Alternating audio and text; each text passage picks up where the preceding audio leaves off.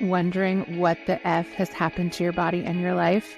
You're in the right place, my friend. Welcome to Season 3 of Transforming 45, where we dive into the incredible stories of how brilliant humans are navigating the midlife squeeze with courage, passion, and a healthy dose of humor. Don't miss out on any of our heart-led episodes. Hit the subscribe button, leave a 5-star review, and if you're inspired, share an episode you love with a friend. It means more to me than I can express that you're choosing to spend time here and sharing our message of midlife revolution. So let's get into it. Okay, I was going to get closer. Sorry. Oh, we're in it. There we go. All right. Hello, and welcome to this week's episode of Transforming 45. I have a live human with me for the first time in a really long time. I think it's been since the fall that there's been a real human here. So this is an exciting day, and we are doing a crossover event between Leith, McKay, and me, obviously, as I'm doing the talking right now, who are both podcast hosts in the area where we live. And so we thought it would be really fun. So we're going to start the conversation on our show, and then we are going to head over to Leith's show, and we're going to tell our own stories because as podcast hosts, we don't always get a chance to do that. And we might share a little behind the scenes of the podcast situation that we find ourselves in as well. So, Leith, welcome to the show. I'm so glad you're here today. Yeah, this is exciting. Well, it's exciting because of how we met on Instagram. Yeah. And, you know, as we were just sort of complaining about social media, and we're like, there are some really great upsides. And, you know, there's a community of women who are doing what we do and sharing our stories. And I think it's so great that we haven't just come together, but we've come together in person. Yeah, absolutely. Because there is something different that happens when you have someone in person that online is great. It's opened up the opportunity to talk to people from all over the world, which I love that element of it. But there is something irreplaceable about having someone else's like real face right in front of you. So true. Like that energy that's just created in the room is different. It is. It's completely different. Yeah. All right. So Leith, let's do it. Who are you and how did life introduce you to this version? Yeah, as I was saying before we started, this is a new place for me to be in, to be interviewed. So it's, you know, telling my story, I think, is actually important and not something that I've placed a lot of time and energy into. So I thank you for like encouraging me or giving me this opportunity to think that through. And when I think about who I am, I mean, the first things that come to mind are like the roles I play. The mother, the sister, the wife, the daughter. And then there's also, you know, the jobs that you do. That tends to be very formulaic. You know, for me, I'm a stay-at-home mom and a podcast host. And then I thought more deeply about this, like, who am I really? And I mean, I think this has been an ongoing journey for me, but what I have like landed on most recently is like, I'm a very kind-hearted soul. Passionate. If you follow human design, I'm a projector. Yeah. So, which means I'm a seer and a sage. And I love, you know, looking at problems in different ways or finding, you know, new ways of solving problems. So that's sort of how I would, I guess, think about myself. And then the second part of your question, like, how did I get to this place today? I mean, like everyone, it's a journey. For me, I think a big part of it has been my career, because that is where I was most miserable and most lost. You know, ever since I graduated from university, I never knew what I wanted to do. And did you know what you wanted when you went into university? And that changed? Okay. I think like even going back to high school, I was like, didn't know what I wanted to do. I thought I should go into business. So a lot of shoulds, and sort of just kept taking things, trying to leave my options open. As a result, I had so many options. I didn't really know what to do with them. and I just fell into jobs, and everyone felt like more soul destroying than the next. Mm. And I tried different industries. I tried different jobs, roles. I felt like I tried everything. And I talked to recruiters, and everyone's like, find your passion and you'll never have to work another day in your life, sort of thing. And I'm like, okay, I feel totally broken. Something's wrong with me. I don't know what my passion is. And not just that, I did not know how to find it. That felt so unempowering, so difficult. And yeah. Mm-hmm. Thanks for sharing that. And I think that that's a really important conversation to dive into because, my life is, or my life and my show, because they are one and the same in so many ways. It's all about this midlife transformation that happens. And, when you're talking about being young and not knowing where your passion lies and what you really want to do. And it's like, in my experience and in many of the women who have come and shared their experience here, the same sort of cycle starts to happen again at this midlife part because, like you said, there's a lot of shoulds, right?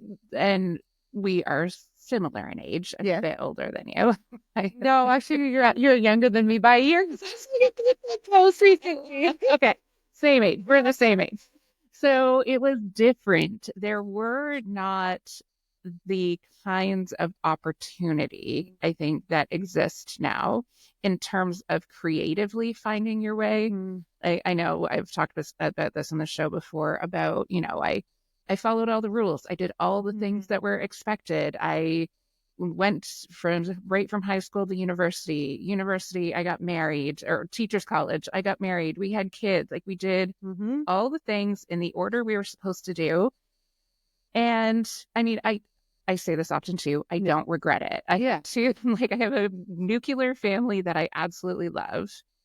And I didn't make a lot of those decisions really from a place of grounded empowerment. It was still a lot of meeting other people's expectations, particularly in the career world.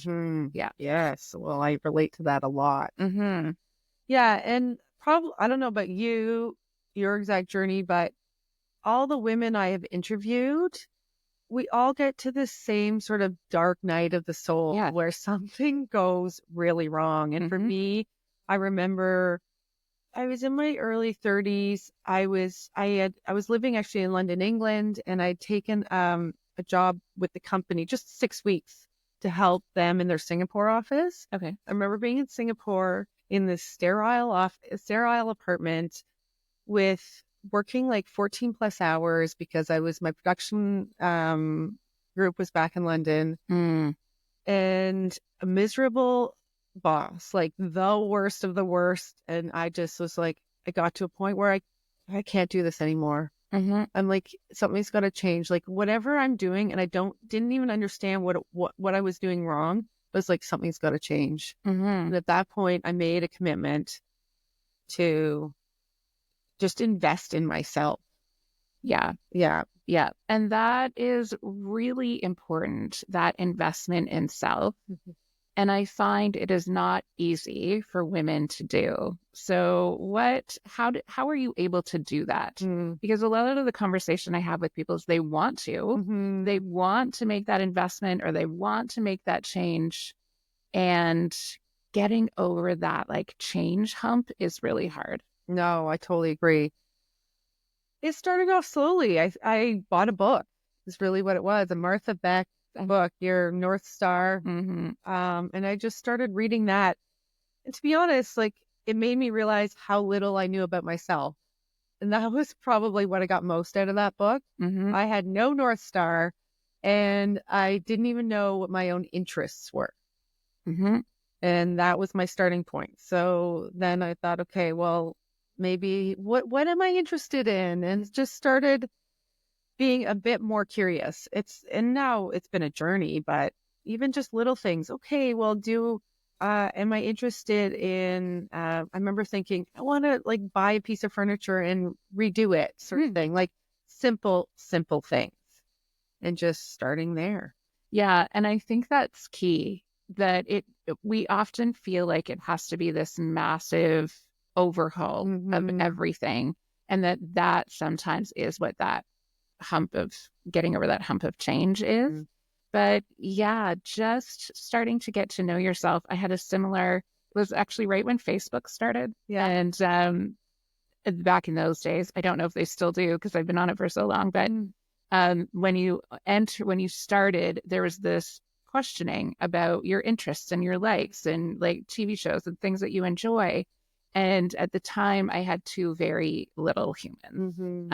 And it was the first time, and I was turning 30, and it was the first time I had stopped to think about that in, I don't know how long. It had been a very long time. And so I sort of put some cursory things in there, but because I had two small humans, I didn't really have time to get into the depths of it. And then I forgot about it. Like didn't go back to that space of, yeah, what do I like? What am I interested in? Until, I don't know, 2 years ago or 3 years ago. Yeah. So it is that process and just figuring out, yeah, what do I like? Yeah. Giving yourself permission has been a big one for me, like permission to be curious about, like, try something and just see. Like, I tried Zoom classes and what else? Like, I don't know. I feel like I've tried everything under the sun.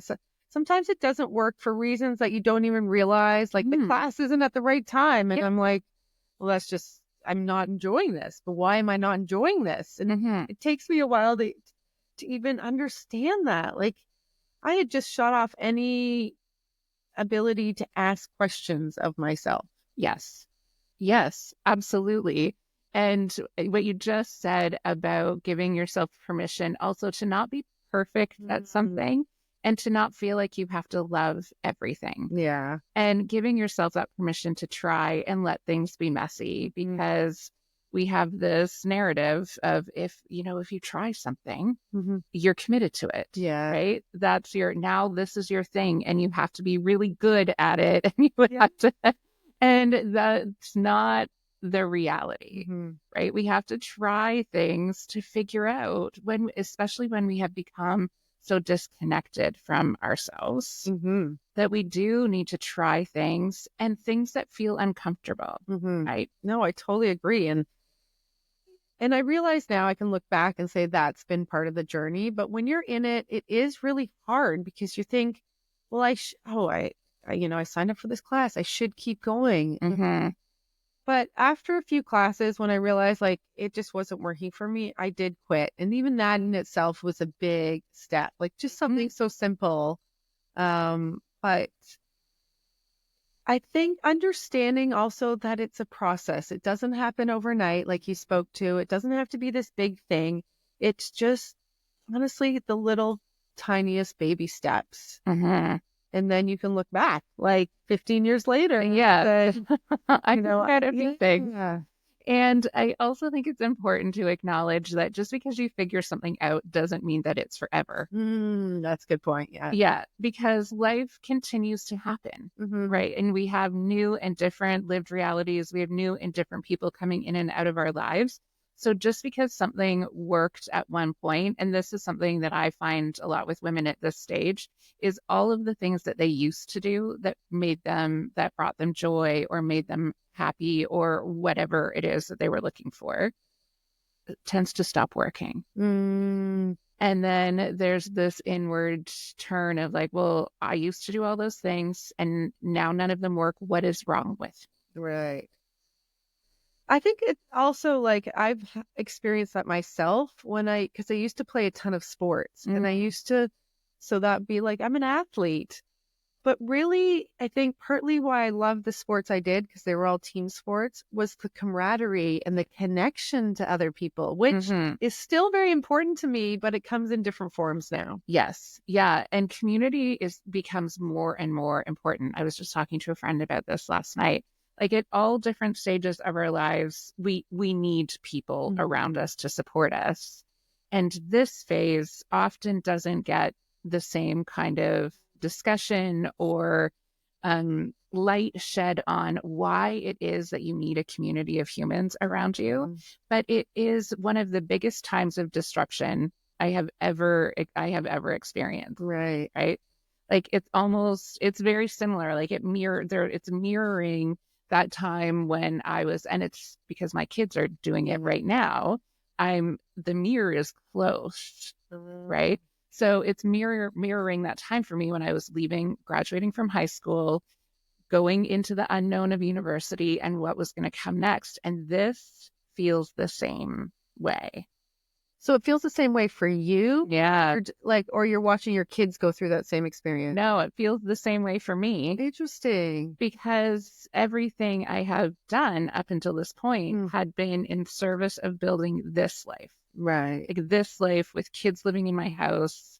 And now there's again that massive shift into the unknown of, well, what comes next? And because I'm watching my kids do it, the emotion that I see in the process that they're going through is so close. It brings back everything I experienced then, watching them and feeling the same way again now. Right. Because I guess they're going out into the unknown and you're going into an unknown phase. And it's all, yeah. Yeah. And so community, again, becomes so important. Like when we think about when we go away to school, the thing that makes it easier is meeting people that you feel connected to. And that is so important again now at this phase and going into this unknown is having people around me who are also experiencing the same thing so that we can, hold each other up when we need to and celebrate each other when we need to and do all those things. But community is more important than ever. No, I totally agree. And I've learned to I don't know, as I've become more relaxed and more at home with myself, that I'm attracting just a more connected community. Yes. Which has been very interesting for me to watch. I think it's been, I have moved around a bit, but my most recent move to this area has been my best yet. And maybe I've done it a couple times, I don't know, or I'm just more connected to myself, so know what I'm looking for.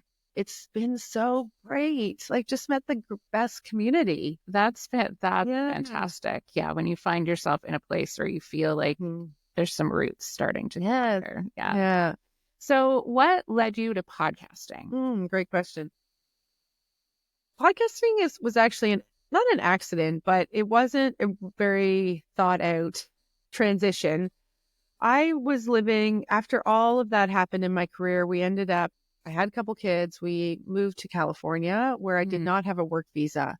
And I committed that time to exploring what it was I was going to do next.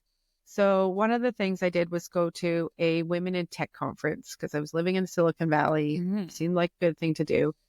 And it was really fascinating to see what all these women were doing, the products they were creating or the services. But what really stuck with me was when they got up on stage and told their backstory and the challenges, where they'd come from and the challenges they'd overcome along the way. And that I found so inspiring. And I was like, there's got to be some way to share these stories. So a friend of mine, we started a blog telling the stories of working mothers. And so we'd go out, we'd interview these women and we'd type up their story. And I thought, oh my God, this is how I'm going to figure out my next career. I'm going to learn from these women, all the steps that they've taken and, apply them to my next career. And I mean, of course, what I thought was my problem, all these external things turn out that's not really my problem. It's we know it's an internal journey and sort of a mindset journey, but that process got laborsome. At that point, I had just had a third baby and it was take me too long to write up these stories. Podcasting must be faster. And so that's where I tried podcasting. I haven't turned back. Yeah. And I mean, it took a little while, but that was 5 years ago when I started my podcast. Oh, wow. Yeah. Okay. That's I great. know, and I thought in 2018 the podcasting market was saturated, and Right. it's still growing. Yeah, Right. it is. It's incredible. I remember hearing some statistics though. I mean, there are tons of podcasts, but the number of active ones and the ones that actually continue, like you would be in the top probably like 5% of people who actually have been doing an active podcast for that amount of time. So I know sometimes the numbers feel overwhelming because you're like, oh, literally everybody and their dog has a podcast. I know. It's I, quite some I know, time. as my dogs even show up on this podcast sometimes, um, but one of the things that I thought was important about a podcast in this space is that there is not a lot of narrative around what it is like to be a midlife woman. And yes, that is starting to grow now, but we need the narrative because as humans, we grow through story. Yes, I totally agree. Yeah. Yeah. And I think that is something like when you go back to your original question, who am I? I'm a storyteller and a connector of, women to ideas and to stories. And what I've come to learn too is that one of the ways we listen to ourselves is through stories, because as soon as we sit down and listen to a podcast, we take what resonates, and that's us listening to, what resonates, and then we can apply those things to our own lives. And I think there's huge value in that. Yeah, absolutely. And one of the things that I find really fascinating is, I listen to tons of podcasts from, local folk to, the Bialik's Breakdown is one of my favorites, and Armchair Expert. Yeah. And in our culture, we have this weird dichotomy. I don't know if that's the right word. Maybe I'll change that one, but hierarchy, right? Of like, oh, well, those people who have those massive platforms must have so much more to say, more important things to say. But as I listen to the stories on my show, and like, it's the same. Yeah. We are all the same, and in so many ways telling such similar stories, which at a time when we are so divided, if we actually just stop and listen to each other and realize that we are all telling the same story, there is so much power in that. I totally agree.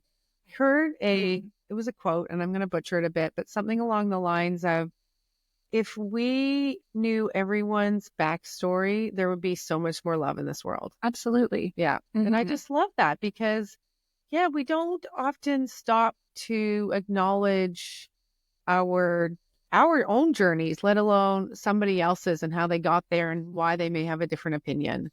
And so I like to think that we're doing like big work here and sharing these stories, because I think it normalizes a lot of, I don't know, just the importance of your journey, and that how that plays into who you are today, the opinions you might have, the perspectives that you bring, and trying to always keep an open mind and a curious mind. And that can, I think, change the world. Yeah. And that, I think, I was going to say, is one of the great things about podcasting, is that you get to approach everything from curiosity, because you're thinking about, how do I continue to engage this person and find out more about them and what makes this, strange experiment that we're living in, like, unique to them. Yeah. And so you are leading by example of that, getting to know someone else's backstory. And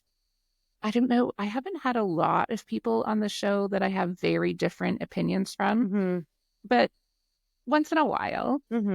And I think that actually, I keep thinking about this, that it is important to have these same conversations with people that I disagree with, because when we see each other's humanity, that's where we can actually come to understand each other.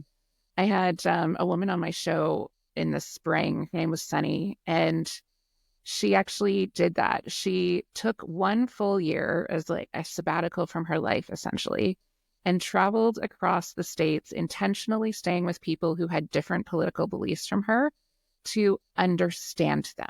Oh my God, I love that. Right? Yes. It's fascinating. To think about the logistics of actually doing that is one thing. But so, okay, I did not hear that podcast. I'll have to go back and listen. But what was like one of the best things that came out of it? Do you remember? Yeah, she said really learning to listen, because even when we're listening to people that we disagree with, our motivation still often is to try to get them to see our perspective and to change their mind. So she said the hardest thing, but the greatest lesson was releasing any of those expectations. She's like, I am not here to change them.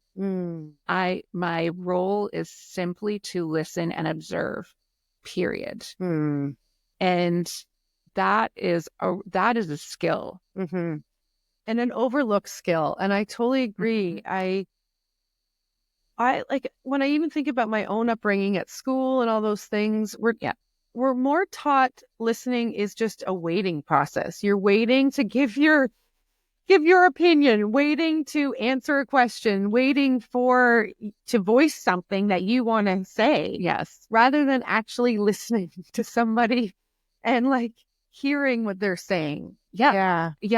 That is very interesting and very true. Right. And I think it is one of the things about podcasting that I love is that you do have to really listen, because my job is to facilitate your story, right? So I have to really listen to what you are actually saying to be able to do that in a way that is meaningful. Like, obviously, I have to think of a response as well, but it is really tuned in and focused on exactly what it is that you are saying, which is one of the things I love about this medium. Yeah, it's about being present in that moment, which is hard, and it's a skill that I'm learning, but I've gotten a lot better. I used to, in my early days, I don't know about interrupt, but I always was asking, like, actually, I think I did interrupt flow of thought, interrupt, like to ask another question. And somebody had pointed that out to me. So that has been like such a great lesson. And you can listen also with all parts of your body, like your eyes, how you, sit, just how you project yourself physically, I think is very important. And that's partly why I love doing them in person when possible. Yeah. Yeah, it's true. It does change the way you can do that, because early on, someone said to me, like, you do a lot of active listening. So it's like, yeah. And so one of the things I had to work on was just zipping it. Do it too. Zip it. Not even an Yes. No. I know. Just listen. And so I find myself listening with my whole body so that people know, like, I am here, I am engaged, I am listening, but I don't want my sound to be interrupting what's coming out of your mouth. Yeah. And it was there was another podcast that I listened to that has three male hosts. And that was the thing that drove me crazy the most. Actors. Yeah. Yeah. I've heard it. But I find it too much going on. Yeah. Well, it is that constant interrupting. And I mean, there are great things about the show too. But it is this constant interrupt of the guest who is talking. And it's like, I want to hear them. That is who I'm tuning into. I agree. Yeah. And I think another aspect of what's really important about our job is we're here to facilitate our guests' best thinking. Yeah. And for them to do their best thinking, they need the space and they need your full attention. I think when you're giving your full attention to anybody, a kid, a guest, honestly, it changes the dynamic of how they think and because I think actually your actions are only as good as the thought you put into it. So if you can facilitate that, best thinking, then you're going to get a change of what comes out. Yeah. Out of it. Yeah, absolutely. What do you think your kids are learning from watching you live in this way? Well, that's a great question. Not one I've given a lot of thought to yet. So I think Well, what I do on my podcast in terms of listening, like we've just talked about, I bring that to my parenting. So I do spend a lot of time. Yeah. Like I hear you sort Yeah. of, you have a problem and just listening. Because honestly, I've learned that's all kids really need. They don't need to be told what to do the next step. They actually, once they've felt listened to and heard, then they can figure out the next step on their own. So my hope is that they're going to take that skill with them wherever they go. Yeah, absolutely. And one of the themes that comes up on the show a lot, and the reason I asked the question is the narrative of self-sacrifice. And that once you become a mother, you have to sacrifice everything about yourself in service of these young humans that you have. And I was just having this conversation yesterday with a friend. That is true up until a point, right? When you have a small human who is literally like cannot do anything for themselves, at that point, yes, we do everything for them and we sacrifice sleep and food and all the things. Yeah. Keep them alive. Yeah. That's right.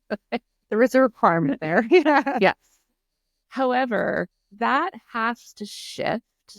And I think in parenting now, we have lost when that shift happens.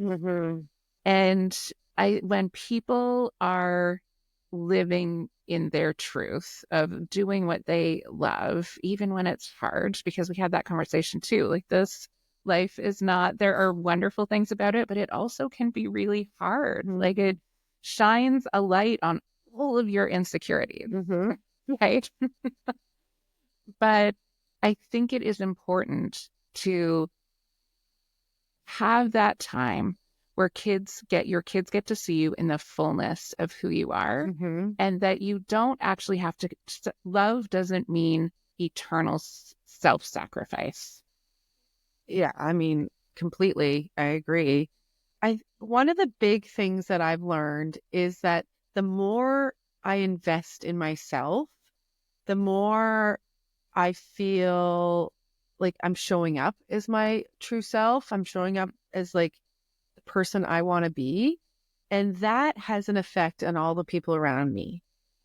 A positive effect, like I'm not stressed in the way that I might have been, years ago, or I'm just look at problems with a new perspective and I'm much more relaxed now.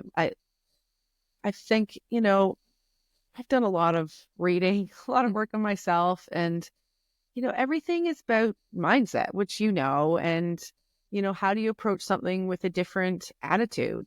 And so whenever there's like a really big problem, and we do get into them and it's really hard when we're in them and it can feel impossible, but, with a little bit of journaling or a little bit of nature walks, I can sort of try and find a new way of looking at it. And, yeah, just come out of that. I don't know, just new perspective. It makes it so much easier and better. And simplicity. Yes. Right. I think, coming back to the beginning of our conversation, that idea of this doesn't have to be the most complicated, difficult thing. Let's just start with some simplicity and then see what grows from there. Yes. I mean, I completely agree. We like to overcomplicate as humans, as mothers and humans. And, I still wake up at night and I will overthink a problem, like something even simple, like what am I going to like feed, have for lunch, whatever it is. And you know what, whatever that little problem is, I think a kid's getting sick.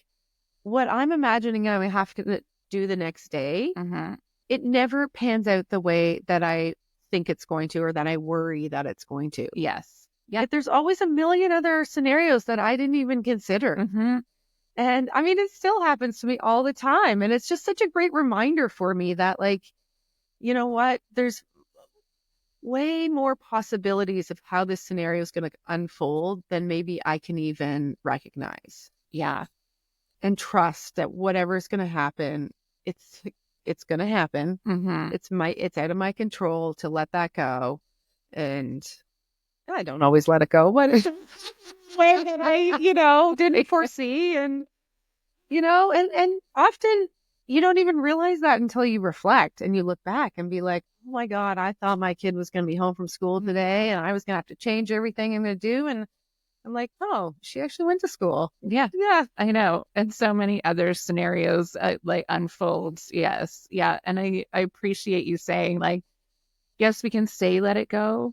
Yeah. And so sometimes we really don't. Right. And giving ourselves permission, I think also to be okay with that. Yeah. To know that we are human and we are having this human experience and we're going to not like the goal is not to be perfect at it. Yeah. Right. The goal is just to have fun. Yeah. Which we forget a lot. No. And to learn. And to learn. Okay. I've been doing this for how many years? But now I sort of have an awareness around it. And as soon as you have that awareness, I think that is what is like a big game changer, because then you can actually take action and change it if you choose to. Absolutely. Yeah. All right, friends. We're going to stop this recording and we're going to record for Leith's show. So tune in for the next part of this conversation and we'll have those links in each of our show notes so that you know exactly where to go. Okay. See you in the episode. I can't believe this. Thank you for joining us on this transformative journey today. Your support means the world to me. If you resonated with our conversations and want to uplift the Transforming 45 community, here's what you can do. 1, subscribe and share. Hit that subscribe button so you never miss an episode. And if you found value here, share it with your friends, family, and anyone seeking inspiration. 2, leave a review. On whatever platform you are listening on, your words can make a significant impact and help others find their way to these transformative stories. 3, connect. Join the conversation on my social media platforms. Follow me at lboat for updates, behind the scenes, and more heart-centered content. And 4, guest recommendations. If you know someone whose story could inspire someone else, reach out and let me know. I love connecting with diverse voices that carry the power to transform lives. Remember, it is your support that is the magic in my mission. Together, we can create a community of empowerment, growth, and healing. Thank you for being part of the Transforming 45 family. Until next time, keep shining your light and embracing your journey. Electricast.